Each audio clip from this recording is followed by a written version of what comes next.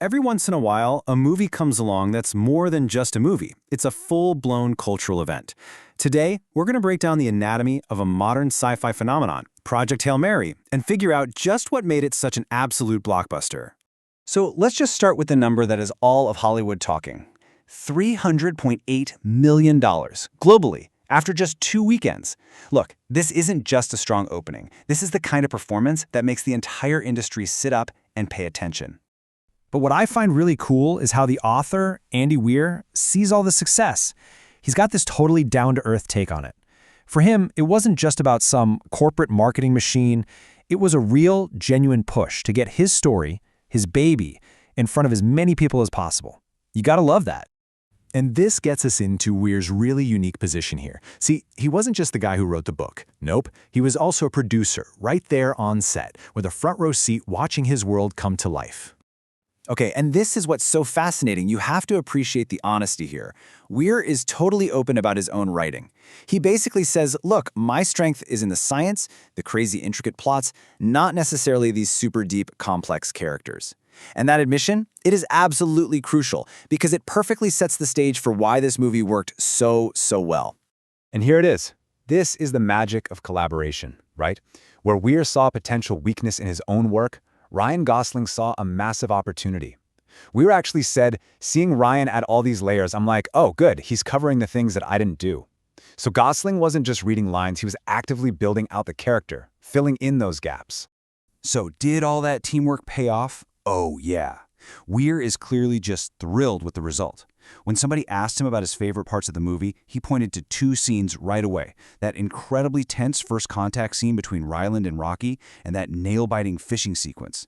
These are moments where the plot and character just click into place perfectly. Which brings us to the other massive piece of this puzzle, the star himself. I mean, you really can't talk about Project Hail Mary without talking about Ryan Gosling, and it really seems like this was the role he was just waiting to sink his teeth into. And Andy Weir pointed this out too. Think about it. In movies like Blade Runner 2049 or First Man, Gosling was asked to be very stoic, very reserved. But in Project Hail Mary, he got to unleash everything, the full range, the comedy, the drama, the fear. He gave Ryland Grace this wit and warmth that just anchors the entire film. So yeah, this wasn't just another paycheck for him. According to Weir, Gosling was champing at the bid for a chance to really show a full personality on screen. And in Ryland Grace, this kind of geeky, super smart, funny science teacher who has to save the world, he found the absolute perfect way to do it. Okay, so you take a beloved story, you add a perfectly cast star who's giving it his all, and what do you get? Well, you get a box office triumph. Let's really dig into just how huge this thing has been. It's actually pretty simple. In a year that's already had some big movies, Project Hail Mary has flown past all of them. It is the #1 Hollywood film of 2026 so far. That is an incredible thing to say, especially for an original sci-fi movie that isn't part of some huge established franchise. Now, for all you box office nerds out there, this is where it gets really interesting. We're talking about the second weekend hold, which is basically how much the audience drops off, while Project Hail Mary only dropped 32%. To put that in perspective, that's way better than recent giants like Oppenheimer and Dune Part 2. This is a huge sign of amazing word of mouth. People are seeing it, loving it, and telling everyone they know, you have to go see this movie. And just look at this. In only 2 weeks, it's already made more money than the entire theatrical run of Creed 3. That makes it Amazon MGM Studios' biggest hit since the big merger. This isn't just a home run, this is a grand slam that's helping to define the new studio. So, whenever a movie is this successful, you know what happens next, right? The conversation immediately turns to the future. Is Project Hail Mary just a fantastic one-off, or is this the beginning of something even bigger? It's the big one. The question every single fan is asking. Are we going to get more of Ryland Grace and Rocky? Please? Okay, so here's the deal. Here's what we know. Insiders are saying a sequel is a distinct possibility.